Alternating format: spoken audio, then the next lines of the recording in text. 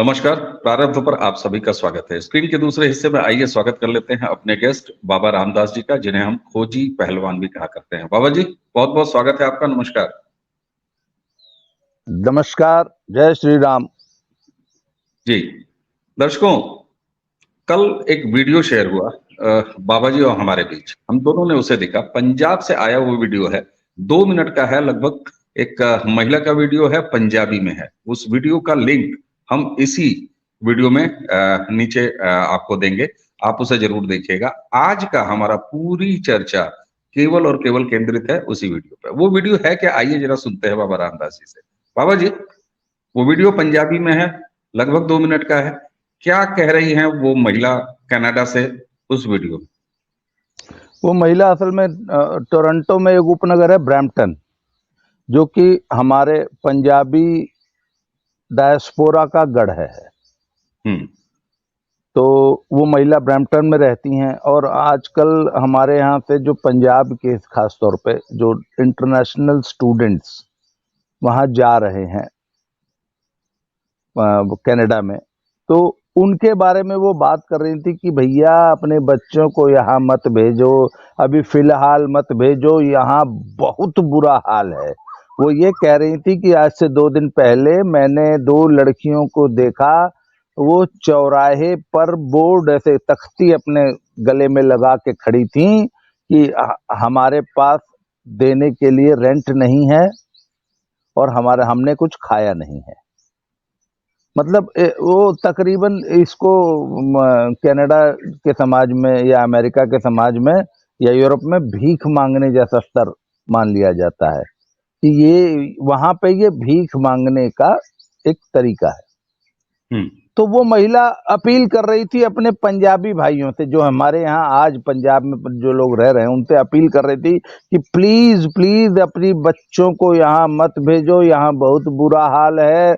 यहाँ एक तो जबरदस्त रिसेशन चल रहा है, उसकी वजह से यहाँ बच्चों को काम नहीं मिल रहा है। पहली बात, महंगाई इतनी ज्यादा हो गई है कि आज से पिछले साल तक जो बच्चे 300 से $500 में एक बेसमेंट में रूम शेयर करके रह लिया करते थे, अब वो खर्चा जो है, जो $300 हुआ करता था या 500 हुआ करता था, अब वो बढ़ के $1000-1500 हो चुका है। सिर्फ रहने का खर्चा, वो भी शेयरिंग बेसिस पे। इसके अलावा भोजन बहुत महंगा हो गया है, 5 गुना ज्यादा महंगा हो गया है। और काम बिल्कुल नहीं मिल रहा है। काम भी ये लोग वहां कौन सा कलेक्टर बन जाते थे, वहां पे दिहाड़ी मजदूर की तरह काम मिलता है। जैसे आज आप गए तो आपको 4 घंटा काम मिल गया। और अब तो वहां पे जैसे हमारे यहाँ लेबर चौक नहीं होता, हर शहर में एक लेबर चौक होता है, अब तो कस्बों में भी होता है हमारे यहाँ, जहाँ सुबह सुबह 9 बजे जो है लेबर मिस्त्री, पुताई करने वाले, प्लम्बर, ये सब जो है अपना औजार हथियार लेके वहां के खड़े हो जाते हैं। 9, साढ़े 9, 10 बजे तक काम, कोई आ गया व्यक्ति तो उसके साथ चले गए, नहीं चले गए तो 10 बजे, साढ़े 10, 11 बजे तक जो है एक टिफिन लेके जाते हैं। बिल्कुल। तो वो टिफिन खा के और वापस चले आते हैं। तो लेबर चौक की एक अलग इकोनॉमी होती है इंडिया में। तो बिल्कुल एग्जैक्टली ऐसे लेबर चौक चल पड़े हैं इस वक्त यूरोप, अमेरिका में और ये आपके कनाडा में। तो वहां पर काम नहीं मिल रहा है, महीने में 4 दिहाड़ी। ये हम इनसे जब बात करते हैं ना, तो वहां पर भी ये एग्जैक्टली दिहाड़ी वर्ड का यूज करती है हमारे पंजाबी भाई लोग कि वहां दिहाड़ी नहीं मिलती है। तो अब वो महिला कल कह रही थी कि भैया कहाँ आपने सपने सजाए थे कि एक बेहतर जिंदगी के लिए आपने 20, 25, 30 लाख रुपया खर्च करके, कर्जा लेके, जमीन बेच के, गहना ले गिरवी रख के, गहना बेच के अपने बच्चों को बेहतर जिंदगी की आस में भेजा था। यहाँ भीख मांग रहे हैं आपके बच्चे। तो उन्होंने सबसे बड़ा एक खतरा जताया कि जो लड़की भीख मांग रही है वो कल को इजी मनी के लिए कहीं किसी गलत प्रोफेशन में तो नहीं कूद जाएगी। ये बकायदा उस महिला ने उस वीडियो में ये आशंका जताई है। मैं वही आना चाह रहा था। जब वो वीडियो में महिला कह रही हैं, तो उन्होंने साथ में ये भी कहा कि आज वो भीख मांग रही हैं, आज वो स्ट्रीट पे खड़ी हैं और कल को वो कहीं पथभ्रष्ट हों और वो कैरेक्टर के मामले की बात वो साफ-साफ अंदेशा कह रही हैं। बिल्कुल सही। जी। तो आपको याद होगा मैंने पिछले साल भी एक वीडियो बनाई थी और मैंने लेख भी लिखे थे उस पे कि कनाडा की एक महिला है, सुंदर सिंह नाम है उनका। उन्होंने तो बाकायदा इस पे रिसर्च की है हुँ। और उस रिसर्च बाकायदा उन्होंने पेपर लिखा है। वो पेपर दुनिया भर के अखबारों में छपा है, हिंदुस्तान में तो बहुत ज्यादा उसकी चर्चा हुई और कुछ लोगों ने उस पेपर को खारिज कर दिया है, फालतू बकवास करते हैं। कुछ ने कहा नहीं एकदम सही बात महिला कह रही है। और उस महिला ने कहा कि सबसे पहले अगर आप अपनी बच्चियों को भेज रहे हैं तो यहाँ पे रैकेट चल रहे हैं जो बच्चियों को बकायदा ट्रैप करके देह व्यापार में घुसेड़ रहे हैं। और वो उसमें से दुर्भाग्य की बात है कि वो सारे के सारे जो गैंग्स हैं, रैकेट्स हैं, वो पंजाबियों के ही हैं। हुँ। अच्छा, आपको ध्यान हो हाँ, दर्शकों के लिए मैं बता दूं, हम लोगों ने भी इसी प्रारब्ध के मंच पर ये चर्चा की, एक चर्चा की जिसमें हम लोगों ने यही कहा कि पंजाब के लोगों का एकमात्र मकसद कनाडा जाना ही क्यों है, जिसमें रजिस्ट्रेशन की बात की बहुत सारा, जिसमें ज्यादातर दर्शकों के कमेंट ये आए कि बिल्कुल ये सही बात है। आज भी उस पर कमेंट आते हैं, हम वो वीडियो लिंक भी डालेंगे। लेकिन कुछ ऐसे लोग हैं जो इसको नकारते हैं, जैसे आपने कहा कि उस रिसर्च को पूरी तरह से खारिज कर दिया गया, महिला ने जो किया था। तो ये कौन और सी मानसिकता है? वो वो देखिए वो शुतुरमुर्गी मानसिकता है कि उनको पंजाबी समाज को एक बात ये समझा दी गई है या उन्होंने समझ ली है कि हमारी संपन्नता का तो एकमात्र जो तरीका है वो है कनाडा जाना और कनाडा में जाके पैटी जॉब्स करना। कनाडा में जाके मैंने जैसे कि बोला ये कलेक्टर तो लग नहीं जाते हैं, जो सचमुच पढ़े लिखे लोग हैं, जो सचमुच अच्छी डिग्रियां ले रहे हैं, वो तो वहां पे व्हाइट कॉलर जॉब्स करते हैं। नहीं तो मेरी पत्नी एक स्कूल की प्रिंसिपल है, हम बच्चों से जब काउंसलिंग करते हैं तो 99% पंजाबी बच्चे का, लड़के का सिंपल एक फॉर्मूला है। हाँ भाई क्या है, 11th 12th में जैसे हम बच्चों की काउंसलिंग करते हैं, 12th के बाद कनाडा जाना, वहां क्या करना और ट्रक चलाना। मतलब ट्रक चलाना इस धरती का सबसे जब बढ़िया प्रोफेशन हुँ, लगता है पंजाबी लड़कों को। लड़कियां बोला वहां कोई भी पेटी जॉब कर लेंगी। आजकल आप पंजाब में चले जाइए तो नैनी ट्रेनिंग, ओल्ड नैनी मतलब छोटे बच्चे को कैसे बेबी सिटिंग करनी है, बूढ़ी बुजुर्ग औरतों महिलाओं लोगों को उनकी सेवा करने, उनके स्पेशलाइज्ड कोर्सेज पंजाब में सिखाए जा रहे हैं। अभी मैं तो कल ही पंजाब से आया हूँ, तो वहाँ पे मैंने एक इंस्टीट्यूट देखा। तो मेरी बेटी जो है वो एक बहुत बड़ी चेन है वहाँ पे, सैलून का काम सिखाती है, वो बाल उल काटना, ब्यूटी और hair and bridal makeup this that. तो वो जलंधर बस स्टैंड के पास एकेडमी है, वहाँ पे करीब 200-250 स्टूडेंट पढ़ता है जो कि बाल काटना सीख रहा है। आई मीन ये वाला प्रोफेशन, चलो कम से कम एक स्किल सीख के कनाडा जाएंगे तो हाथ में एक स्किल होनी चाहिए। तो वहीं पे मैंने उसके, वो पूरी मंडी है, इमिग्रेशन की मंडी है, जलंधर का बस स्टैंड वाला मार्केट। वहां पे तमाम दुनिया भर के कंसल्टेंट्स, इमिग्रेशन कंसल्टेंट्स, ये एजेंट वो एजेंट, वीजा दिलाने वाले, विजिटर वीजा दिलाने वाले, स्टूडेंट वीजा, मतलब पूरी मंडी है। तो वहां पे हुँ, मैंने देखा कि एक तो बकायदा जेसीबी और बड़े बड़े जो 16 चक्के वाले नहीं, 28 चक्के वाले जो ट्रक होते हैं बड़े वाले, उनको चलाना, उनको बैक गियर 28 पता नहीं 30 गियर होते हैं उन ट्रकों में। वो वाले ट्रक चलाना सिखाने के इंस्टीट्यूट खुले हुए हैं पंजाब में, जेसीबी चलाने के इंस्टीट्यूट खुले हुए हैं, बड़ी बड़ी हुँ, क्रेन चलाने के। तो बच्चा ये समझ रहा है कि नहीं मुझे कोई स्किल लेने से वहां आसानी होगी। हुँ, पर कहने का सर मेरा ये मतलब है कि पंजाबी ये मान चुका है कि यहाँ कुछ नहीं होना है इंडिया में कोई मेहनत करने की जरूरत नहीं है। इंडिया में से बस बाहर निकल जाओ किसी तरह जमीन बेच के और वहां पे जाके कोई भी पेटी जॉब करके $100 रोज कमा लो, 3,000 4,000 5,000 महीने का कमा लो। तो बस ये एक सोच बनी हुई है। तो ये लोग ठीक। अपने बच्चों को, जी जी, जी, बिल्कुल आप कंटिन्यू करिए। हाँ, तो ये लोग अपने बच्चों को किसी भी तरह 25-50 लाख रुपया मैनेज करके भेज देते हैं स्टूडेंट वीजा के नाम पे, स्टडी के नाम पे। जबकि पंजाब में स्टडी का ये माहौल है कि 8वीं के बाद कोई बच्चा पढ़ना ही नहीं जानता, चाहता नहीं है, कोई माहौल नहीं है पढ़ाई का। क्यों? क्योंकि उसको मालूम है कि उसको तो कनाडा जाके ट्रक चलाना है, तो यहाँ क्यों खामखाई ये क्वाड्रेटिक इक्वेशन और फिजिक्स के न्यूमेरिकल्स और ये हम क्यों निकालें? है तो बिल्कुल। अच्छा, एक और सोच है कि सारी जिंदगी तो वहां लेबर गधे की तरह काम करना है, 18 घंटे काम करना है, तो कम से कम अभी तो मौज कर लो। तो 8वीं क्लास का लड़का ही मौज मस्ती के मूड में आ जाता है। 8वीं 9वीं 10वीं 11वीं 12वीं 5 साल बोला मौज कर लो, उसके बाद तो गधा बनी जाना है कनाडा में जाके। तो अच्छा, जिस यहाँ एक चीज देखिए, पलायन होता है कई जगह मजबूरी में, वो तो बात समझ में आती है। बहुत गरीबी है, गुरबा है, इलाके में रोजगार नहीं है, पैसे नहीं है हाथ में, खाने के लाले पड़े हुए हैं, तो आदमी महानगरों में चला जाता है। और ये मतलब यूपी, बिहार, उड़ीसा और इस तमाम जगहों की ये कहानी है। छत्तीसगढ़ आप कहीं भी ले लें, पूरे भारत ले लें, यहाँ भी ऐसा है। लेकिन यहाँ 50-60 लाख रुपया लगा के, यानी 50-60 लाख रुपयों से कोई काम यहाँ भारत में भी हो सकता है। तो साहब ये बताइए कि 50-60 लाख रुपया लगा के वहां पेटी जॉब करने के लिए जाना, ये कौन सी मानसिकता है और ये क्यों प्रिवेल करती है?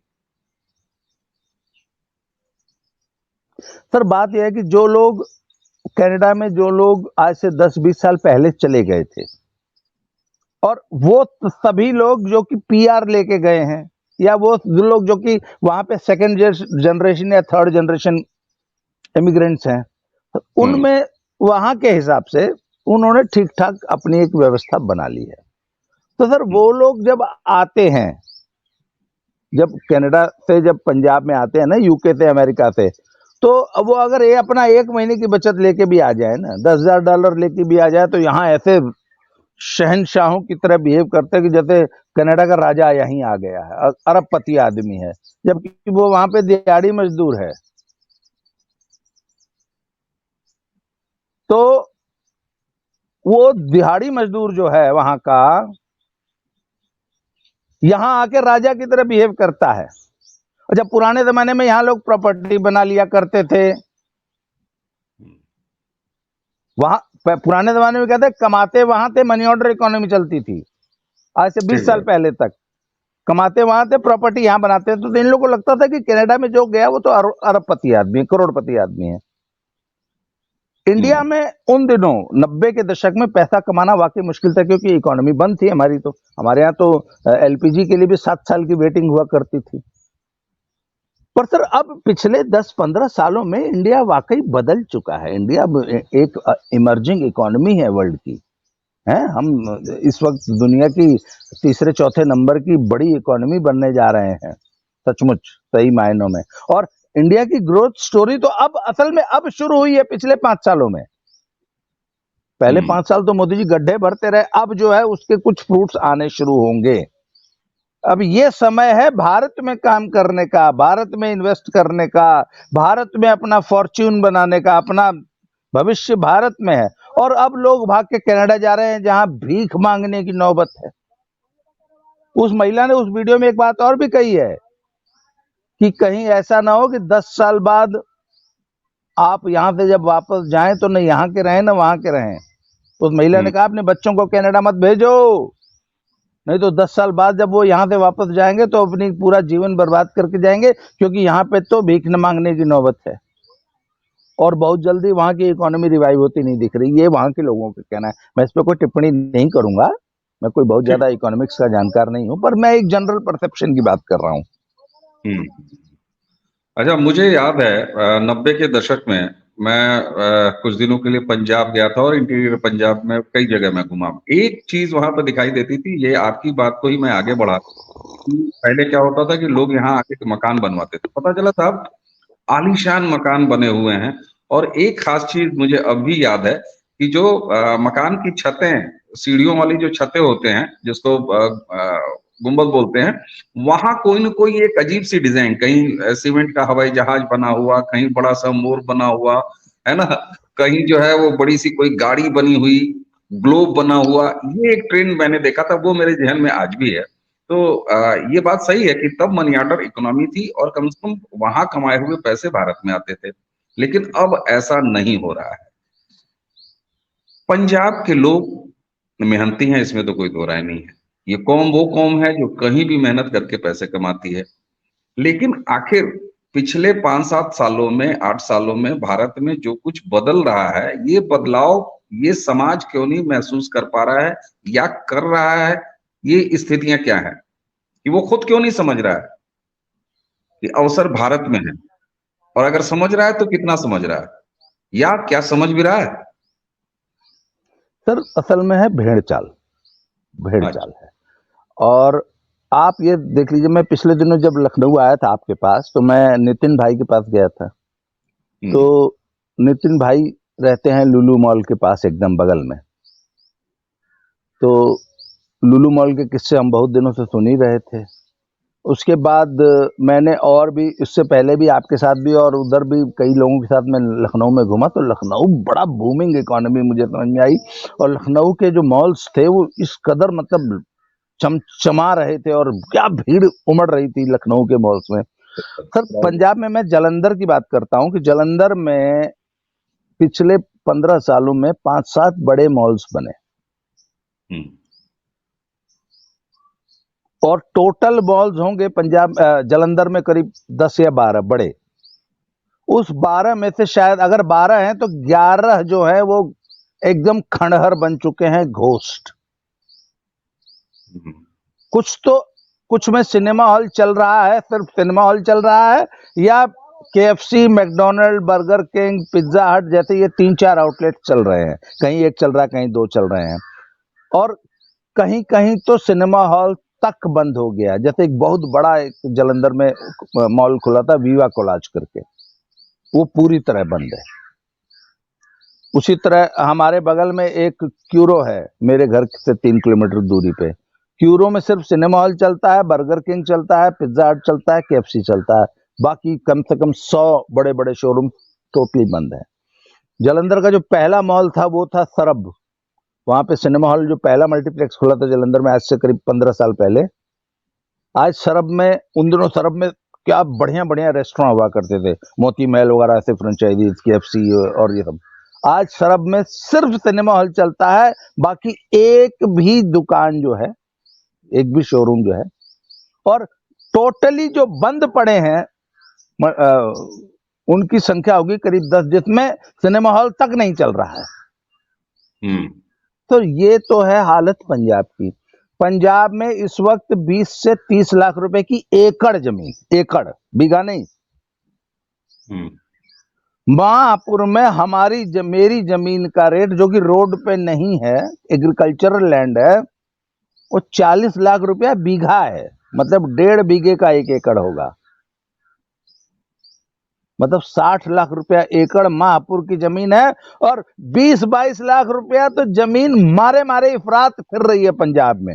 एक जमाना था कि पंजाब का किसान पंजाब की 1 एकड़ जमीन बेच के तराई में और राजस्थान में और इधर MP में 20 एकड़ जमीन, 1:20 का रेशो था। बिल्कुल। आज आप महापुर में 1 एकड़ जमीन बेचकर पंजाब में 3 एकड़ जमीन खरीद सकते हैं। और कहने को महापुर जिला गाजीपुर जो है हिंदुस्तान का सबसे बैकवर्ड इलाका कहलाता रहा आज तक। बहुत पुरानी बात नहीं है ना। हम लोग कहते थे we belong to a very backward area. Backward area में 60 लाख रुपए एकड़ जमीन है, वो अभी रोड पे नहीं है, एग्रीकल्चरल लैंड की बात कर रहा हूं। और पंजाब में 20 लाख रुपए एकड़। मतलब अगर आज आप बोलते थे मेरे पास 20 लाख रुपए हैं, तो 10-20 किसान आपके घर द्वार खांच देंगे, है भाई हमारे लीला, है भाई हमारे लीला। ये हालत है, 1 एकड़ जमीन। क्यों? Everybody is selling their property and going to Canada.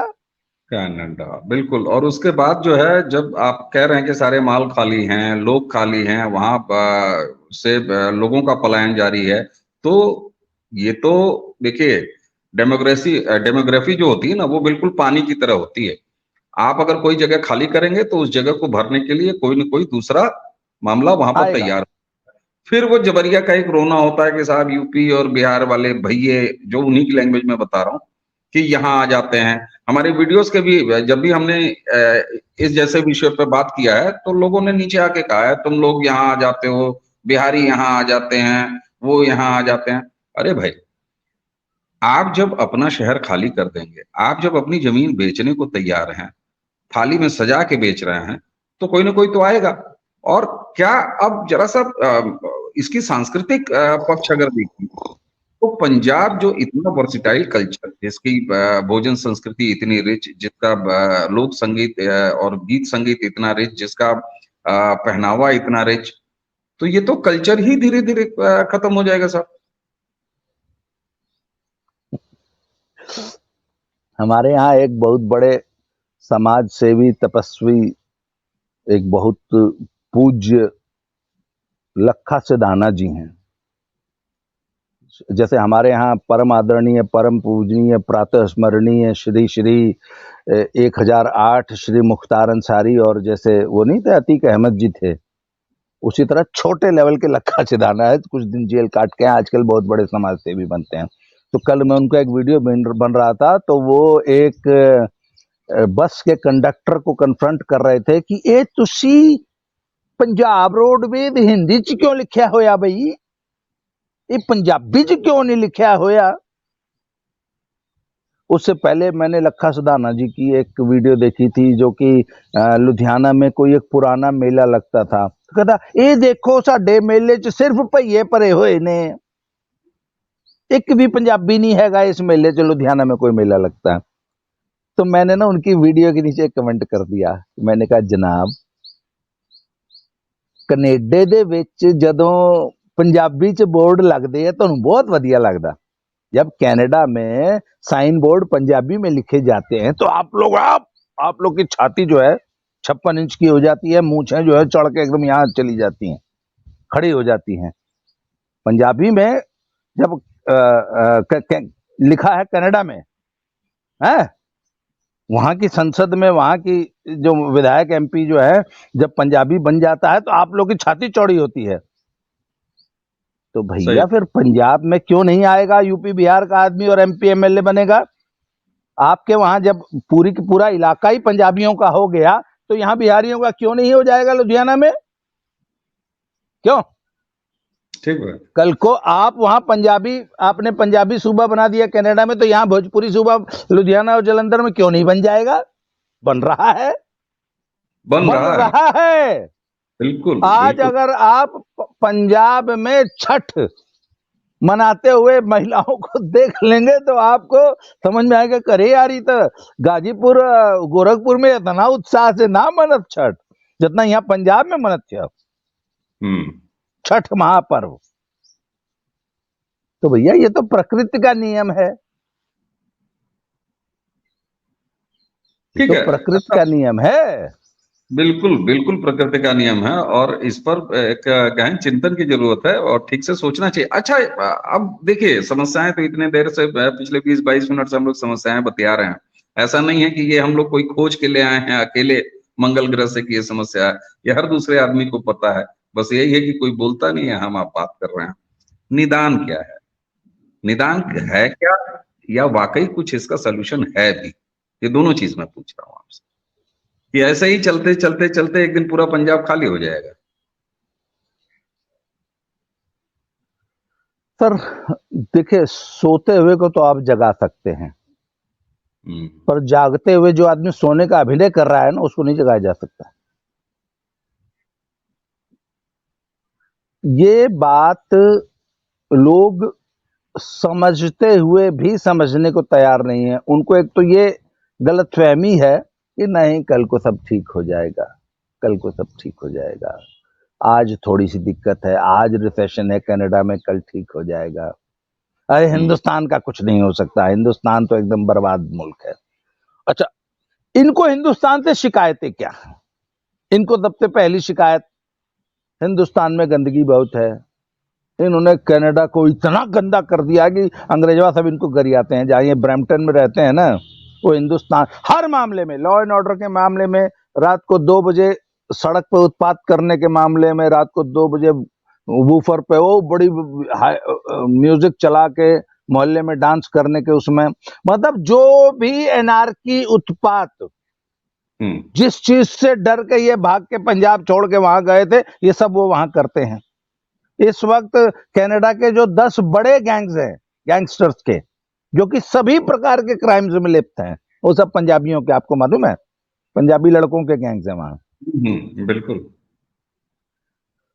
Corruption, वहां पे कुछ मकान मालिक ऐसे हैं जो इन लड़कियों को सिर्फ ढूंढते हैं जो रेंट नहीं दे पाती हैं। इस पे भी एक वीडियो आई है, मैं आपको भेजूंगा, शायद मैंने भेजी भी थी आपको। एक जी लड़की जी। ने पिछले दिनों जो है अपने जीवन खुद ले लिया। मैं वो शब्द इस्तेमाल नहीं करता हूं। तो बाद में जब उसका पोस्टमार्टम हुआ था तो वो 5 महीने की प्रेग्नेंट थी। तो उसकी जांच हुई तो पता लगा कि वो वही नो रेंट टू पे वाली तख्ती वाली स्थिति में पहुंच चुकी थी। न खाने के लिए था, न रहने के लिए जगह थी। आपको तो ध्यान एक मिनट, आपको ध्यान दिलाऊं, इसी घटना पर हमने प्रारब्ध पर एक वीडियो भी किया है जी। नहीं, उसकी डिटेल अब आई है। हम्म। तो वो लड़की जब इस स्थिति को पहुंच गई तो उस धूर्त मकान मालिक ने अपना कंधा दे दिया कि लो बेटा, इस कंधे पे सिर रख के रहो, लाओ मैं तुमको रहने खाने की जगह दे रहा हूं, खाना भी दे रहा हूं, बदले में बस तुम हमारी थोड़ी सी सेवा कर देना और हमारे घर की देखभाल कर देना। मतलब उनको मुफ्त की एक नौकरानी मिल गई। और सिर्फ नौकरानी नहीं मिली, फिर वो उनको रात को जो अपनी रजाई में ठंड लगती थी वो गर्मी भी दूर करने लग गई। फिर बड़े साहब की भी करने लगी और छोटे साहब की भी करने लगी। और छोटे साहब से वो शायद प्रेग्नेंट हो गई या जो भी हुआ वो अब पता नहीं है। अब बड़े साहब से प्रेग्नेंट हुई या छोटे साहब से प्रेग्नेंट हुई, फिर बड़े साहब ने कहा, गए भाग यहाँ से, तू कहां से आ गई हमारे घर में, हमने तो तुझे शरण दी थी, तू तो बहू बनने लग गई है। तो साहब वो उसने फिर जो है, अब वो उस बेचारी के पास कहीं कोई जगह नहीं, ऊपर से 5 महीने की प्रेग्नेंट और हो गई। तो नदी में छलांग लगा के जो है वो अपने माँ बाप की, साडी बेटी कनेडे जाओगी, साडी गरीबी नू दूर करेगी, उसने नदी में छलांग लगा के अपने पूरे परिवार की गरीबी दूर कर दी। बेहद दुखद। सर इस, और कि आपकी बेटियों को वहां गिद्ध जो हैं, बाज, निगाह लगा के वो ढूंढते हैं कि ये लड़की जो है हमारे रैकेट में, इसको शामिल करो। सर ऐसी जगह पे आप अपनी बेटियों को भेज रहे हैं, अपने बेटों को भेज रहे हैं, और इस आस में कि बेहतर जिंदगी की तलाश में हम कनाडा जा रहे हैं। आप बताइए ना। अच्छा, ये जो हम डिस्कस कर रहे हैं ये पंजाब में, सर ऐसी बात नहीं है कि सिर्फ प्रारब्ध पे या दद्दा की खरी खरी चैनल पे डिस्कस हो रहा है। सर 1000 चैनल हैं पंजाब में, यही चल ही रहा है। मैं अभी परसों जब जालंधर में गया था तो एक शॉप पे गया था कुछ किट बैग लेने। तो वहां पे जो बड़ा मालिक है, जो उस दुकान के मालिक थे, वो एक लड़के से बोल रहे थे कि अरे साले मरेगा, वहां भूखे मर रहे हैं लोग कनाडा में। ऐसी बात नहीं है, सबको मालूम है। मैंने कहा भी ना, मैंने अभी थोड़ी देर पहले आपसे बातचीत में यही कहा कि ये कोई ऐसा नहीं है कि मंगल ग्रह से हम ही लोग ज्ञान लेके आए हैं और इस पर बात कर रहे हैं।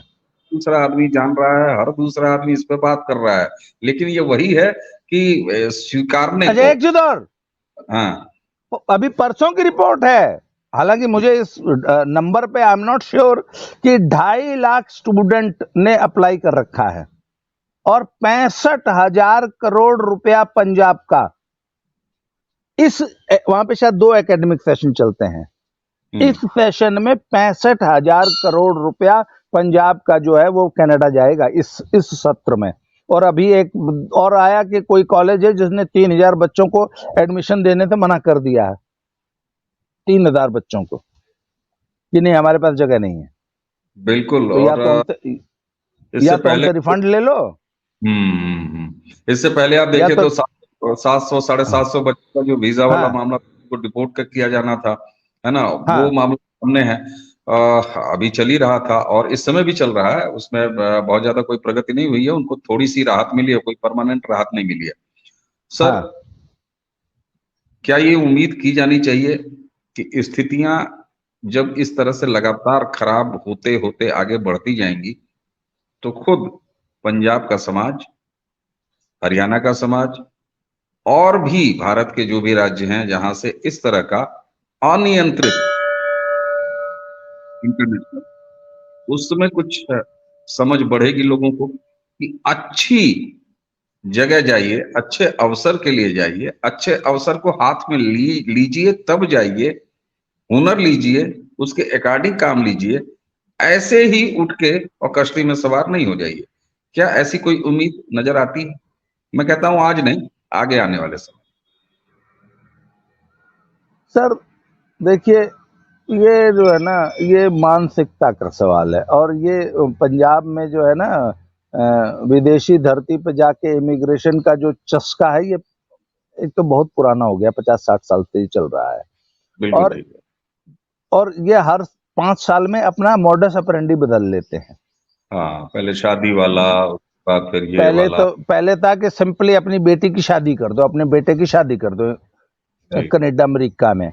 उसके बाद विजिटर्स वीजा पे जाओ और पासपोर्ट फाड़ के नाली में बहा दो एयरपोर्ट पे करेक्ट। ही, और वहां पे बोल दो असाइलम ले लो कि मेरी देश की सरकार इतनी जालिम है कि मेरे को मार देगी। हाँ, उसके बाद विजिटर वीजा पे चले जाओ, और मतलब दुनिया भर के अब जो लेटेस्ट तरीका जो इस वक्त आया है वो है स्टूडेंट वीजा का। कल को हो सकता है वहां की सरकारें जो है वो बैन कर दें, कुछ कर दें, या अच्छा वहां की सरकारों को पैसा मिल रहा है, वो क्यों बैन कर देंगी? 65,000 करोड़ रुपया जैसा कि तथाकथित इस सत्र में गया है। पहले ये 65,000 करोड़ रुपए वहां से आता था। पहले कनाडा में लोग कमा के इंडिया भेजते थे, आज से 10 साल पहले। आज ये सिर्फ 65,000 करोड़ नहीं है सर। ये मान लीजिए 1 लाख स्टूडेंट वहां गया, उसको वहां पीआर मिल गई 5 साल में, तो फिर अपना यहाँ सभी जमीन जायदाद पूरा खानदान समेत ले जाता है। पता लगा बूढ़ा बुढ़िया सब चले गए, तो सर वो 65,000 करोड़ है ना, मुझे लगता है कि वो 6.5 लाख करोड़ हो जाता होगा ठीक बात है, बिल्कुल सही बात। अल्टीमेटली बिल्कुल ना। जब बिल्कुल। आप पूरा खानदान ही यहाँ से कनाडा ले गए और यहाँ बेच दिए सब। अरे भाई, आज स्टूडेंट वीजा और वहाँ का फीस भरने के कुछ लाख रुपए गए, कल को जब वहां पर नौकरी मिल जाएगी तो यहाँ से खेत जाएगा, खेत जाने के बाद मकान जाएगा, मकान जाने के बाद पूरा परिवार चला जाएगा, पूरी यहाँ की संपत्ति चली जाएगी। तो बिल्कुल ये बहुत ज्यादा कम्युलेटिव टोटल अगर आप जोड़िएगा तो बहुत ज्यादा हो जाएगा एक तरह से। नहीं, नॉट जी। ओनली दैट सर, आज आप पंजाब के गांव में चले जाइए, छोटे कस्बों में चले जाइए, घोस्ट टाउन्स कैसे होते हैं, जो एकदम भूतहा खंडहर वाला शहर, जहाँ की बड़े बड़े मकान बने हुए हैं पर उनमें कोई नहीं रहता, सिर्फ एक बिहारी जो है मजदूर रहता है अपने परिवार के साथ एक कमरे में, और उस घर का सिर्फ झाड़ू पोछा खोल के कर देता है मालिक 10 से। सर पूरा पंजाब एक घोस्ट टाउन में तब्दील हो चुका है, हो नहीं रहा है। हर गांव में कम से कम 100 घर ऐसे हैं जिनमें पिछले 1 साल से कोई व्यक्ति नहीं आया है लौट के। 1 साल से 100 घर ऐसे हैं। ये निराशाजनक स्थिति है। और जैसा कि हम लोगों ने बात किया, हम लोगों ने समस्या भी बात की, हम लोगों ने उसके समाधान देखने की भी कोशिश की। उम्मीद है कि इस तरह की चीजें जब जब सामने आएंगी तो कुछ ना कुछ एक सकारात्मक बदलाव कभी न कभी, कहीं न कहीं, किसी न किसी स्तर पर जरूर होगा। बाबा जी, आपने हमें समय दिया इस गंभीर विषय पर, नहीं, हम बात करते हैं। मैं इसमें एक आखिरी जोड़ देता हूं। कल मुझे मेरे एक मित्र कोई फोन कर रहे थे कि बोले भाई साहब मैं आपका बड़ा शुक्रगुजार हूं। तो मैंने पूछा क्या हुआ? बोले भाई साहब मेरे बेटे ने को मैंने ना आपकी वीडियोस दिखाई थी, ये कनाडा वाली, तो वो क्या नाम, उसने साइबर सिक्योरिटी में, यस मेरे मित्र हैं, कोच हैं, तो उस बच्चे ने साइबर सिक्योरिटी में एक डिग्री करके वो कनाडा जाने का मूड बना रहा था। तो जब उसने उनको मैंने बड़े तथ्यात्मक तरीके से ये समझाया कि नहीं, इंडिया में ज्यादा स्कोप है और बेटर क्वालिटी ऑफ लाइफ है, वहां तो तुम डिप्रेशन में मर जाओगे, इंडिया में रहो। और इंडिया का 1 लाख जो है वो कनाडा के 5 लाख के बराबर ही होता है। परचेज पैरिटी का भी एक कॉन्सेप्ट होता है। तो कहते हैं आपकी वीडियो उस बच्चे को इतनी समझ में आई कि अब वो इंडिया में ही जॉब कर रहा है और बहुत अच्छी जॉब कर रहा है उसने, और हमारे साथ रहता है, परिवार के साथ रहता है। बड़ी बात। तो मैंने वही कहा ना कि कहीं ना कहीं तो सर छोटी हमारे इन वीडियोस का, मैं तो कहता हूं हमारी वीडियो देख के यदि कोई एक बच्चा भी कनाडा जाने का विचार त्याग के हिंदुस्तान में रहने लगे, हिंदुस्तान की इकोनॉमी की ग्रोथ का कारण बने, है हिंदुस्तान के समाज की ग्रोथ का कारण बने, अपने माता पिता के साथ रहे, अपने परिवार के साथ रहे, अपने देश में रहे, अगर एक बच्चा भी अगर अपना निर्णय बदल देता है तो मुझे बड़ी खुशी होगी, हमारा बिल्कुल ये सही, चर्चा सार्थक हो जाएगी। बिल्कुल सही बात है। और मैं इसमें और जोड़ दूं अगर, तो कोई कनाडा जाए, कोई अमेरिका जाए, कोई कहीं जाए, बेहतर भविष्य के लिए जाए, न जाए, ये हमारा मकसद नहीं है। हम रोक नहीं रहे हाँ, किसी का। हमारा ये कोई मतलब नहीं है कि आप कनाडा मत जाइए। हम कनाडा जाने के खिलाफ नहीं है, लेकिन बेहतर जिंदगी बनाने के नाम पर धोखा खा के मत जाइए। वहां जाके धोखा मत खाइए। अच्छी जिंदगी और साथ में अपने भारत के भी भविष्य के साथ हाथ से हाथ मिला के चलिए। बाबा जी, मुझे लगता है कि इस चर्चा से जरूर कुछ न कुछ सार्थक समाज को मिल सकेगा, दर्शकों को मिल सकेगा। तो दर्शकों, आज की इस चर्चा के बाबा रामदास जी को धन्यवाद देते हैं और आप सभी को प्रणाम करते हैं। बाबा जी, आपका बहुत बहुत धन्यवाद। दर्शकों, आप सभी